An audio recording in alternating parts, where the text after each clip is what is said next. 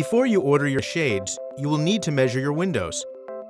In this video, we will show you how to measure for a roller shade mounted inside the window frame. Following these easy guidelines will help ensure that you order the proper size shade for your window. First, measure the depth of your window frame to make sure that the bracket mounting surface is at least 3/4 of an inch. For shades with fascia, the shade may protrude from the trim if the depth of clearance is less than 3.5 inches. Shades without fascia will require 3 1/8 inches. You should also make sure that any window hardware, such as a crank handle, will not get in the way of the shade when you lower it.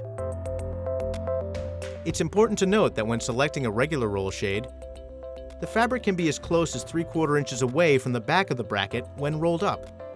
If you select a reverse roll, the fabric will be 2 5/8 inches away from the back of the bracket when unrolled. Then, measure the width of the window at the top of the frame, making sure to measure within the window jambs.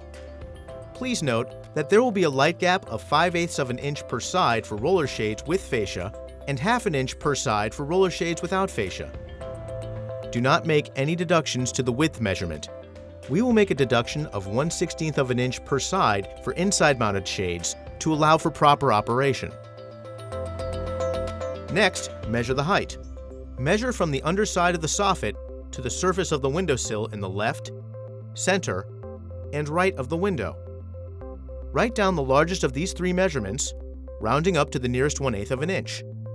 We won't make any deductions to the height. And that's it!